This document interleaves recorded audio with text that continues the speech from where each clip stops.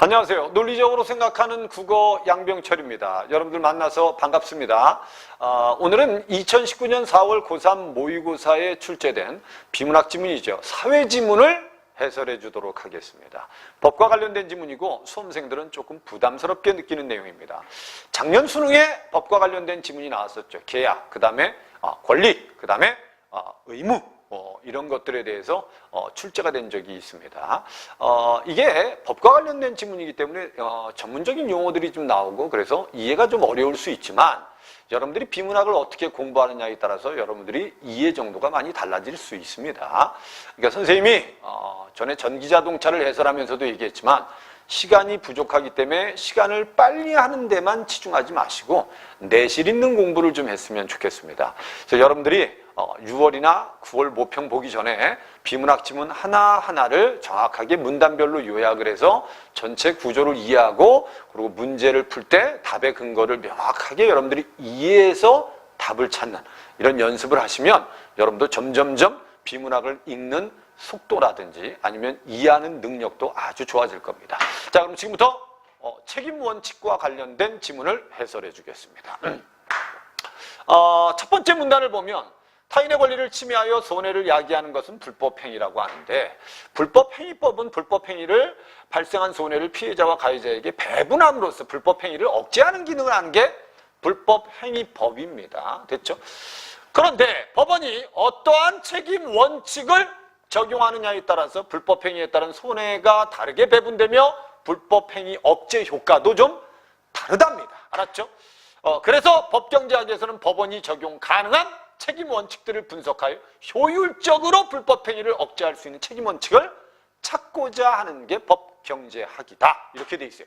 이걸 다 읽고 나면 가장 중요한 단어는 여러분 이 책임 원칙이라는 단어가 가장 중요합니다. 그래서 첫 번째 문단을 읽고 나면 법원에서는 이 책임 원칙이라는 걸 통해서 손해를 서로 다르게 배분하고 불법행위를 억제하려고 한다. 이 정도만 여러분들이 이해하시면 됩니다. 그래서 두 번째 문단은 불법행위에 대한 책임 원칙을 분석하는 데 있어 일단 중요한 개념이 있으니까 우리가 이 책임 원칙을 분석하기 전에 우리가 중요한 개념인 주의 수준과 그 다음에 주의 기준이 뭔지를 좀 알고 갑시다. 이렇게 돼 있는 거죠. 그래서 두 번째 문단은 여러분들 책임 원칙을 분석하기 위해서 우리가 알아둬야 될 개념이 있다. 그 개념의 대표적인 게 주의 수준이란 단어와 주의 기준이란 단어가 있다. 이 단어들을 이제 찾기만 하면 안 되고 이해를 하는 게 중요하다는 거예요. 그래서 주의 기준은 뭡니까? 주의 수준이다. 가해자 혹은 피해자가 불법행위를 억제하기 위해서 기울인 주의의 정도, 노력이겠죠. 주의 수준이 높을수록 주의의 기울이는 시간이나 노력도 많이 든 겁니다. 그래서 불법행위 발생 확률이 줄어서 불법행위로 인한 피해도 줄어듭니다. 알았죠? 결국 여러분 주의 수준이 높으면 알았죠? 주의 수준이 높으면 무슨 행위는 그래 불법행위는 뭐 할 수 있다? 줄어들 수 있다. 이렇게 된 거죠. 그래서 주의 기준은 또 뭡니까? 그러면 불법행위로 인한 손해를 피해자와 가해자에게 배분하기 위해서 법원이 정한 주의 수준입니다. 결국 이 주의 수준을 지키면 결국 이제 불법행위가 안 될 수 있고요. 주의 수준을 지키지 못하면 이제 불법행위가 될 수 있죠. 일반적으로 불법행위 억제를 위한 주의 비용과 불법행위로 인한 손해 합이 최소화되는 지점이 사회 효율성이 달성되는 최적의 주의 수준이고 결국 법원은 이런 최적의 주의 수준을 주의 기준으로 삼고 있답니다. 됐죠? 그런데 여기서 이제 주의 기준은 뭡니까? 그러면 결국 최적의 주의 수준을 우리는 뭐라고 한다? 주의 기준이라고 한다. 그래서 최적의 주의 수준은 뭡니까? 라고 했더니 가장 최적의 주의 수준은 일단 여기 뭐라고 되어 있죠? 주의 비용과 그 다음에 손해의 합이죠. 그죠? 비용과 손해의 합이 최소가 되어야 됩니다. 이해됐죠? 여기 이제 주의 수준, 주의 기준에 대한 개념이죠. 그래서 이걸 이해를 하면 우리는 요 법원에서 말하는 책임 원칙을 정확하게 분석할 수 있다는 겁니다. 그래서 세 번째 문단에 가면 이제 불법 행위에 대해서 피해자의 책임을 고려하지 않고 가해자의 책임 여부만을 고려하는 책임 원칙을 한번 우리는 알아봅시다 라고 돼 있죠. 그래서 우리 책임 원칙 중에 뭐만? 가해자 됐죠? 여기서 가장 중요한 겁니다. 가해자의 책임 여부만을 고려하는 책임 원칙이 있다. 그 책임 원칙에는 몇 가지가 있습니까? 그래서 세 가지가 있다. 첫 번째, 비책임 원칙은 불법행위는 발생했으나 피해자의 손해에 대해서 가해자가 어떤 배상 책임도 지지 않는 거예요. 됐죠? 이거 결국 가해자의 책임을 고려하는 겁니다. 이해됐습니까? 그래서 가해자가 어떤 책임도 지지 않는 원칙은 비책임 원칙이다. 됐죠? 가해자의 책임을 고려하는 겁니다. 그 다음에 엄격 책임 원칙은 손해에 대해서 가해자가 모든 배상을 책임집니다. 이 두 원칙은 가해자에게 손해배상의 책임이 있는지 없는지 여부를 판단할 때 가해자의 주의 수준을 고려하지 않는다는 겁니다. 여기서는 여러분 가해자의 주의 수준은 중요하지 않습니다. 일단 가해자에게 책임이 있으면 그게 엄격하게 책임을 묻고 책임이 없으면 책임 안 지면 되는 겁니다. 알았죠? 그래서 두 가지 원칙은 첫 번째는 비책임 원칙이라는 게 있다. 비책임 원칙의 핵심은 뭐죠? 가해자가 어떠한 배상도 지지 않는 거예요. 그 다음에 엄격 책임 원칙은 뭐냐? 가해자가 책임지는 겁니다. 이해되죠? 그 이 두 가지는 근데 뭐를 고려하지 않는다? 주의 수준을 고려하지 않는다. 이렇게 아시면 되죠. 그 다음에 이제 과실 원칙은 뭡니까? 그랬더니 가해자의 과실 여부에 따라서 가해자의 배상 책임 여부를 판단하는 원칙입니다. 과실 여부가 중요하다. 그래서 이때 과실이란 법원이 부여한 주의 수준을 지키지 않았을 때죠. 근데 결국 여러분 과실 원칙하고 요 둘의 차이점을 보면 얘네들은 가해자의 주의 수준을 고려하지 않지만 알았죠? 얘는 가해자의 주의 수준을 고려한다는 차이점이 있습니다. 그러니까 이제 비교할 수 있는 능력이 있어야 돼요. 이게 되셨죠? 과실 원칙에서는 가해자에게만 주의 기준이 부여되므로 가해자에게 과실이 있으면 가해자가 전적으로 책임지고 가해자가 과실이 없으면 결국 책임지지 않는다. 이게 이제 과실 원칙이다. 요 내용만 여러분들 정확하게 요약을 해서 이해를 하시면 되는 거예요. 그래서 책임 원칙이 있습니다. 책임 원칙을 이해하려면 우리는 개념을 좀 알아야 돼요. 주의 수준이라는 건 내가 결국은 법을 지키기 위해서 노력한 시간이라든지 비용 아니겠습니까? 됐죠? 그래서 이 주의 수준이 높으면요. 됐죠? 불법 행위는 억제됩니다. 그래서 이 주의 수준이 어떤 상태, 비용과 손해가 최소인 상태, 이게 최적의 주의 수준이고 이걸 우리는 법원에서 주의 기준으로 삼는데, 됐죠? 자, 이 개념을 가지고 이제 우리 그러면 가해자의 책임을 묻는 책임 원칙을 한번 알아봅시다. 그 첫 번째가 비책임 원칙은 가해자에게 책임이 없다. 엄격 책임 원칙은 가해자에게 책임이 있다. 근데 이 둘은 주의 수준은 고려하지 않는다. 됐죠? 근데 과실 원칙은 주의 수준을 고려한다. 그래서 주의 수준을 지키지 않으면 과실이 있는 거니까. 알았죠? 그럼 결국 책임을 져야 되는 거. 결국 과실이 없다면, 주의 수준을 지켰다면, 됐죠? 배상 책임은 지지 않는 겁니다. 이렇게 이해하시면 되는 겁니다. 그 다음에 이제 밑에 문단에 법원이 불법행위에 대해서 비책임 원칙을 적용하면 어떻게 돼 있어요? 가해자는 책임을 안 집니다. 됐죠? 피해자가 모든 책임을 부담해야 됩니다. 비책임 원칙 하에서. 그래서 가해자의 주의 수준은 매우 낮죠. 됐죠? 아니 가해자의 주의 수준도 고려하지 않아요. 알았죠? 그리고 가해자가 책임도 지지 않아요. 그럼 가해자의 주의 수준은 매우 낮아집니다. 그러므로 이 원칙은 불법행위 억제에 효율적이지 않아요. 알았죠? 결국 이거는 이제 가해자의 불법행위를 억제하는데 효과가 없다. 됐죠? 근데 반면에 엄격 책임 원칙을 적용하면 가해자는 무조건 책임져야 됩니다. 그래서 가해자의 주의 수준은 높아집니다. 그럼 이건 불법행위를 억제하는 효과가 아주 좋겠죠. 이해된 거죠? 이제 각각의 이제 효과를 쓰는 겁니다. 그래서 얘는 불법행위를 억제하는 효과가 없어요. 가해자의. 근데 얘는 가해자의 주의 수준을 지키는, 가해자의 주의 수준이 아주 높아지죠. 그래서 결국 불법행위를 억제하는 효과가 있습니다. 그럼 얘는 또 어떠냐? 그래서 뒤에 보면, 가실원칙은 어떻습니까? 가실원칙을 적용하면 가해자는 손해배상의 책임에서 벗어나기 위해서 법원이 정해놓은 주의 기준을 지키려고 하죠. 그래서 결국 결론적으로 보면 엄격 책임 원칙과 과실 원칙은 이제 정리한 겁니다. 불법행위를 효율적으로 억제하는 효과가 있다 없다? 있다. 있는 책임 원칙이다. 요 정도만 이해하면 돼요. 요 정도. 그래서 결국 이제 책임 원칙 중에 가해자의 책임을 고려하는 책임 원칙 중에 비책임 원칙과 엄격 책임 원칙과 과실 원칙이 있다. 얘는 가해자의 주의 수준을 높이는데 별로 효과가 없다.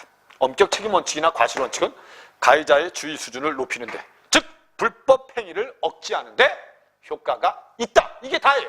그럼 여기까지는 지금 가해자 얘기를 했어요. 가해자 얘기. 그럼 가해자만 주의 수준을 지켜야 되는 건 아니지 않습니까? 피해자도 지킬 때도 있죠. 그래서 밑에서 이제 뭐에 대해서 얘기하겠어요? 피해자에 대해서 얘기하는 겁니다. 여기까지는 이제 가해자에 대해서. 밑으로 쭉 내려오면 이제 네 번째는 이제 그럼 피해자의 책임에 대해서는 어떻게 합니까? 요걸 얘기한 겁니다. 그러니까 이 큰 틀을 보면 책임 원칙은 가해자를 고려하는 책임 원칙이 있고 피해자도 고려하는 책임 원칙이 있다가 이걸 전체의 구조다. 이렇게 보여야 하는 겁니다. 공부를 할 때. 여러분들이 이렇게 지문을 읽고 이런 게 축적이 됐을 때 여러분들이 지문을 빨리 읽고 구조뿐만 아니라 핵심 내용도 이해할 수 있는 능력을 갖게 되는 겁니다. 자꾸 여러분들 뭐 인강이라든지 또는 뭐 학교나 학원에서 선생님들이 이제 시간을 단축할 수 있는 방법을 자꾸 알려주는데 이게 어느 정도 이해 수준이 됐을 때 그게 적용이 가능한 거지. 이해 수준이 안 되는데 여러분들 그런 방법이 적용되지는 않습니다. 그러니까 선생님이 비문학을 좀 어렵게 느끼는 학생들은 분명히 부탁인데 과정을 좀 거친 다음에 여러분들 그런 방법을 좀 익혔으면 좋겠어요. 됐죠? 요 밑에 한편 불법 행위에 대해서 가해자의 책임 여부만을 고려하는 책임 원칙과 결합한 겁니다. 피해자의 책임 원칙, 책임 여부까지 고려하는 책임 원칙이 있다. 그 대표적인 게 과실 원칙이다. 여기서는 가해자의 책임 원칙 플러스 피해자의 책임을 고려하는 책임 원칙이 있다. 그게 첫 번째 기여 과실 원칙이다. 기여 과실은 법원이 피해자에게 주의 기준을 부여하고 피해자가 이를 지키지 않는 것을 피해자의 과실로 정의하여 피해자의 과실을 가해자가 손해배상 책임에서 벗어나는 항변의 수단으로 사용할 수 있도록 합니다. 그래서 과실 원칙에, 여기 봐봐. 과실 원칙에 뭐를 결합하면? 기여과실을 결합하면. 과실 원칙에 기여과실입니다. 우선 과실 원칙이 적용되므로 가해자에게 과실이 있으면 가해자 손해를 전적으로 배상해야 하고, 그런데 가해자 항변이 인정되면 어떻게 되겠어요? 피해자의 과실이 입증된다면 가해자에게는 과실이 있더라도 가해자는 배상 책임에서 벗어납니다. 그래서 결국 피해자가 손해를 전적으로 부담해야 됩니다. 이해되셨죠? 그러니까 맨 처음에 과실 원칙을 적용한 다음에 그 다음에 과실 원칙 플러스 기여 과실을 적용하는 겁니다. 근데 과실 원칙은 아까 뭐였죠?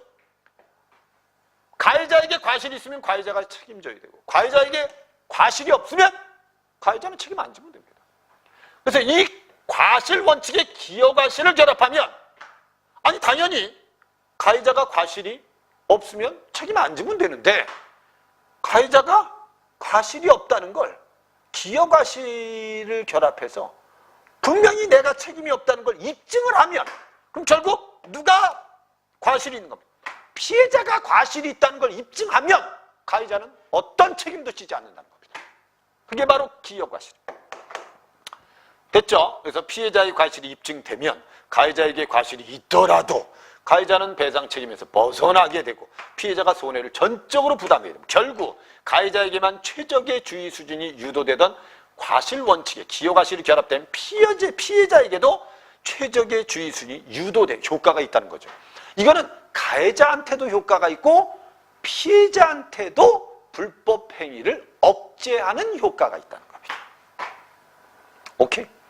그 다음에 이제 마지막 문단에 보면 다음에 비교 과실은 뭡니까? 그랬더니 비교 과실은요 기본적으로 과실 원칙을 적용하되 얘도 분명히 과실 원칙을 적용합니다.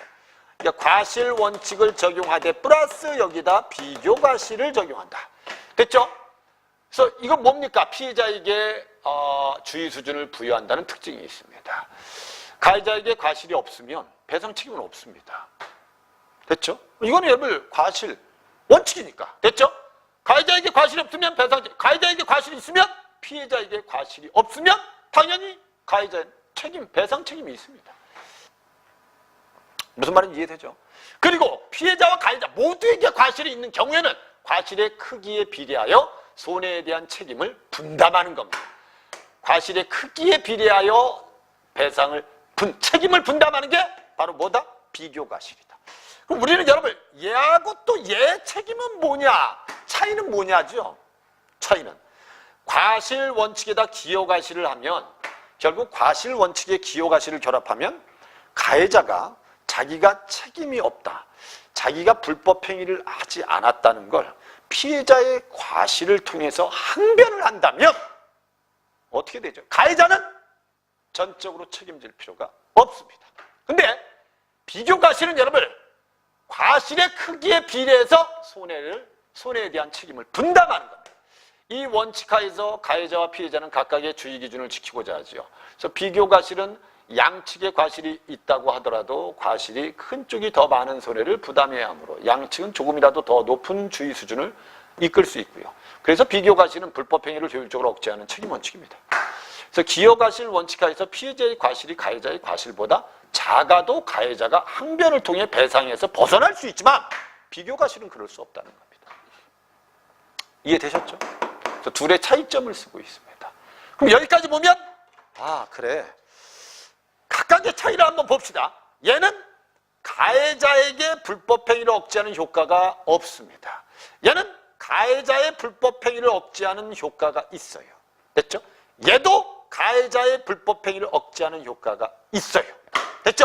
그 다음에 이런 과실원칙의 기여과실이나 과실원칙의 비교과실을 결합하면 가해자뿐만 아니라 피해자의 불법행위도 억제할 수 있다가 이 글의 중심 내용입니다. 이렇게 이해하시면 됩니다. 그럼 여러분 각각의 대상도 찾고 각각의 차이점도 명확하게 구별할 수 있죠.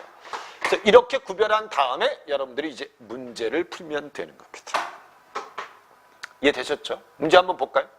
밑글에 언급되지 않은 것. 비교과실의 한계. 비교과실의 한계다.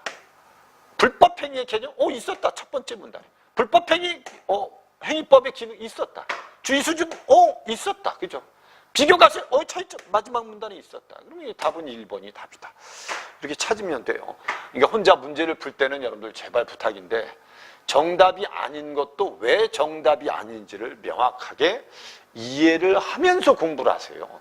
시험을 볼 때 여러분들 시간이 일단 정해진 시간에 문제를 푸는 거기 때문에 정답을 정확하게 이제 본인들이 찾을 수 있으면 되지만 혼자 공부할 때는 여러분들 왜 틀렸는지, 왜 이게 정답인지를 명확하게 좀 이해하면서 연습을 하는 게 여러분들 실력 향상에 도움이 된다는 겁니다.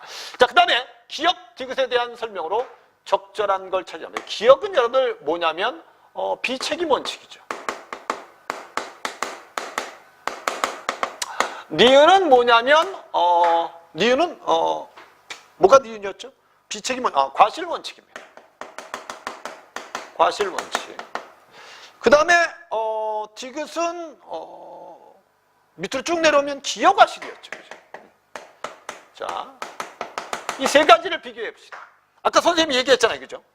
얘는 가해자의 책임을 고려하는 겁니다. 얘도 가해자의 책임을 고려해요. 얘는 피해자의 과실도 고려하는 겁니다.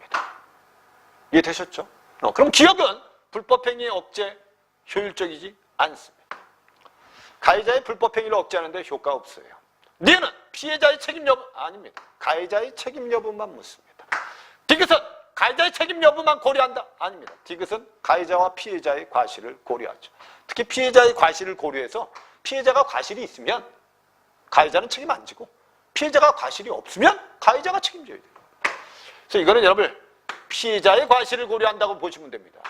기억은 니은과 달리 가해자의 과실 여부를 판단한다? 여러분들 여기서 기억과 니은은 다 가해자의 과실을 고려하는 겁니다. 달리가 잘못됐죠. 그죠? 그 다음에 디귿은 니은과 달리 피해자의 과실 여부를 답이네요. 그죠? 답은 그래서 5번이 답이다. 이렇게 푸시면 되죠. 그래서 여러분들이 지문 이해가 정확하면 문제를 풀 때도 여러분들 무엇이 잘못됐는지를 정확하게 찾을 수 있습니다. 내가 문제를 풀 때 답의 근거를 명확하게 알면서 자꾸 문제를 풀고 거기에서 이제 정답을 찾아가면 여러분들은 공부하는 즐거움을 느낄 수 있습니다. 근데 이제 시간에 쫓겨서 여러분 그냥 빨리 읽고 그냥 풀다 보면 늘 이제 같은 난도 있는 지문들은 틀릴 거 아닙니까? 문제도 그렇고. 그럼 결국 이제 공부가 재미없어지죠. 하다 보면 이제 비문학을 안 하기 시작합니다, 이제. 그리고 열심히 이제 문법 외우고 문학이나 이제 정리해서 암기하고 그리고 이제 국어 공부를 끝내버리죠. 근데 결국 국어 실력이 올라가지 않는 겁니다. 여러분들은 공부할 때 자꾸 문제의 정답을 맞히는 즐거움을 좀 느껴야 돼요. 그래야지 수능 때까지 여러분들 꾸준하게 공부할 수 있습니다. 그 다음에 23번 윗글을 바탕으로 A의 이유를 한번 추론해 보세요. A가 뭐라고 되어 있냐면 거기 지문에 보면 엄격 원칙과 과실 원칙은 모두 불법 행위를 효율적으로 억제할 수 있는 책임 원칙이다. 왜? 가해자의 주의 수준을 높여주지요. 알았죠? 그래서 불법 행위를 억제시켜줍니다. 그럼 결국 불법 행위를 억제시켜준다는 건 주의 수준을 높여준다는 건데 불법 행위로 인한 손해를 가해자와 피해자에게 동일하게 배분하는 지점으로 가해자의 주의 수준이 유도되기 때문이다. 이유가 말이 안 되죠. 그죠? 결국 여러분 A의 이유는 뭐겠어요? 결국 A의 이유는 결국은 이 과실 원칙이라는 것과 엄격 책임 원칙은 다 가해자의 주의 수준을 높여주기 때문에 불법 행위를 억제하는 겁니다. 그 말을 찾아야 됩니다. 여기 여러분 이런 말은 들어가면 안 되죠. 불법 행위 억제를 위한 가해자의 주의 비용이 발생하지 않는다? 말이 안 되죠. 그래서 최적의 주의 수준으로 가해자의 주의 수준이 유도된다? 아니 비용이 발생하지 않는 최적의 주의 수준이란 있을 수 없습니다. 그 다음에 불법 행위로 인한 손해를 피해자가 부담하게 하여 사회적 효율성이 달성되는 지점 피해자란 말이 들어가면 일단 안 돼요. 여러분 엄격 책임 원칙과 그 다음에 과실 원칙은 가해자를 고려하는 겁니다. 불법 행위 억제를 위한 주의 비용과 불법 행위로 인한 손해 합이 최소화되는 지점이 바로 주의 수준인데 최적의 주의 수준입니다. 그 지점으로 가해자의 주의 수준이 높아지고 유도되기 때문에 결국 효과가 있는 거죠. 답은 그래서 4번이 정확히 답이다. 결국 이 문제를 풀 때는 여러분 불법 행위가 억제된다는 건 결국 주의 수준이 뭐해진다는 소리? 높아진다는 소리입니다. 높아진다. 최적의 주의 수준이 된다는 거죠. 됐죠? 답은 그래서 4번이 답이다. 불법 행위 억제를 위해서 법원이 가해자에게 주의 기준을 부여해서 불법 행위의 발생 확률이 최대화되는 지점에서 발생 확률이 최대화되는 지점으로 가해자의 주의 수준을 유도한다는 거니 말도 안 되죠. 그죠? 발생 확률이 최대화되는 지점으로 유도하는 게 아니고 최적의 주의 수준으로 유도하는 겁니다. 이러면 이제 세 문제를 아주 간단하게 해결할 수 있죠. 요약을 잘하고 여러분들 핵심 내용을 잘 파악하면 문제를 푸는데 그렇게 오랜 시간이 걸리지 않습니다. 근데 여러분들은 이제 빨리 풀어야 되니까 지문을 정확하게 이해하지 못하고 문제를 풀다 보니까 다시 또 비교해야 되고 또 문제 풀면서 또 다시 지문을 또 읽어야 되니까 결국은 시간을 거기서 다 까먹는 거예요. 그러니까 맨 처음에 지문 읽을 때 정확하게 읽는 연습을 좀 하셨으면 좋겠어요. 선생님이 그래서 수험생들한테 수업 시간에도 얘기하잖아요. 처음에는 좀 시간을 딱 재놓고 빨리 읽고 풀 수 있는 문제를 중심으로 풀어라. 근데 이 지문도 어렵고 문제도 좀 어렵다면 두 번째 읽을 때는 꼼꼼하게 다시 정확하게 내용을 이해하면서 읽고 문제도 천천히 정확하게 풀어라. 이런 공부 방법을 반복하다 보면 여러분들이 이제 한 번에 이해해서 한 번에 다 푸는 능력을 이제 갖게 될 겁니다. 됐죠? 24번은 그대로 한번 적용을 해봅시다.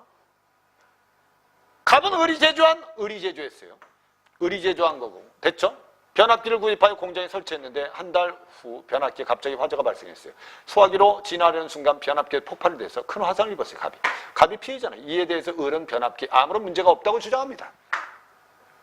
그래서 영화를 본 학생은 이렇게 얘기합니다. 여기서 갑은 피해자이고 을은 가해자입니다. 뭐 이렇게 이해되죠? 그리고 변압기 폭발로 갑에게 화상을 입게 만든 것은 엄격 책임 원칙을 적용해야 한다.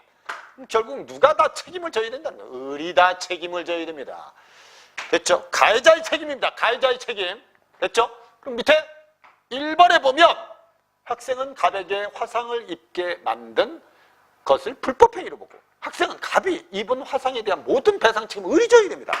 학생은 변압기가 폭발한 것과 관련돼서 을의 주의 수준은 중요하지 않습니다. 우리 여러분 아까 분명히 얘기했죠. 비책임 원칙과 엄격 책임 원칙은 가해자의 주의 수준을 고려하지 않습니다. 됐죠? 학생은 갑이 화상을 입게 된 것과 관련하여 갑의 책임 여부를 고려하지 않았겠군. 됐죠? 결국 여러분 엄격 책임 원칙은 피해자의 책임은 고려하지 않습니다. 이렇게 이해하시면 이제 우리 문제 답을 찾아갈 수 있습니다. 5번에 학생은 의리, 변압기 폭발에 대한 자신의 과실이 없다는 것을 증명한다면, 배상 책임에서 벗어날 수 있다면, 이거는 여러분 과실 원칙에 기여 과실을 결합해야지 이런 현상이 나타나지 않겠습니까? 이해됐죠? 답은 그래서 5번이 틀린 겁니다.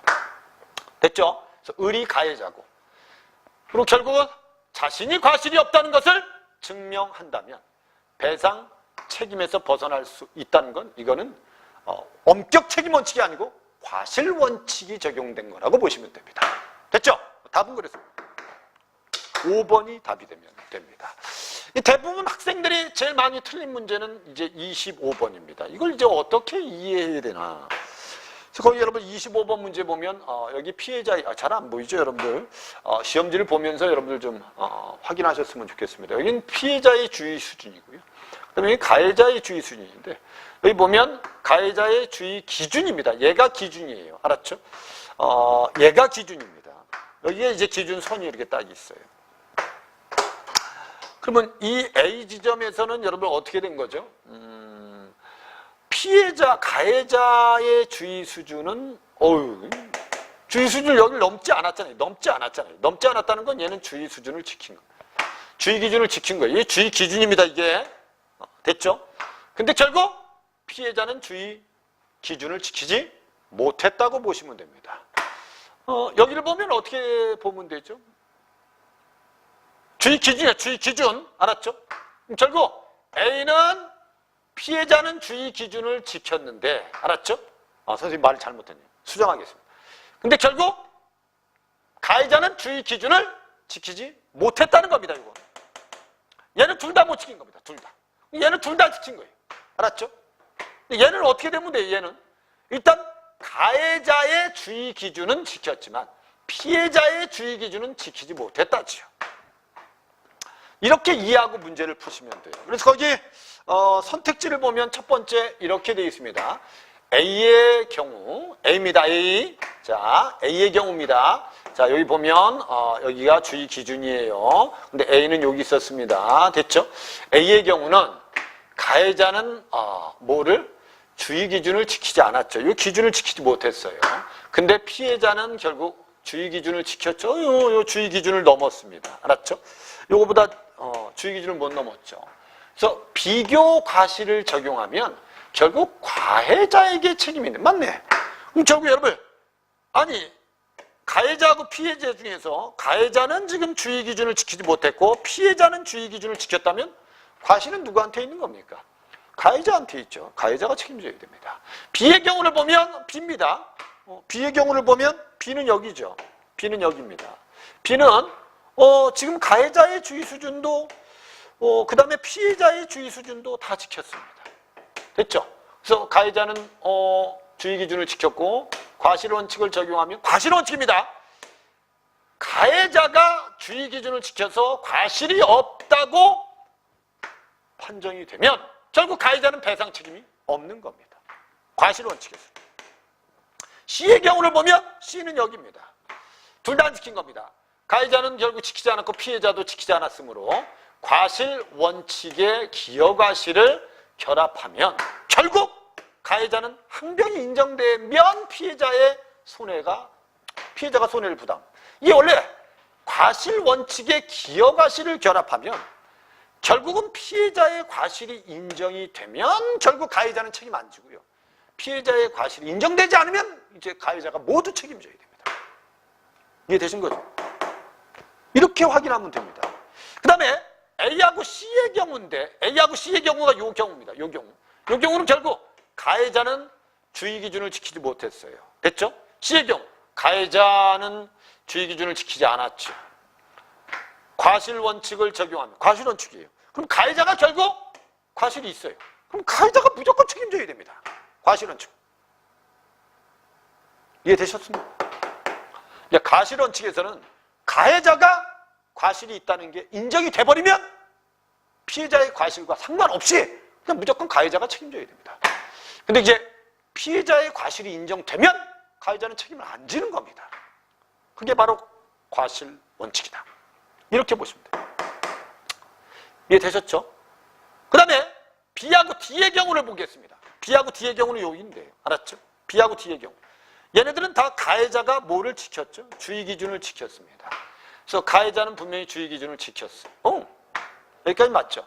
비교과실을 적용하면 피해자와 가해자가 과실이 비례하여 손해에 대해서 책임을 분담해야 되는 건 얘네들이 해야 됩니다. 얘네들이. 알았죠?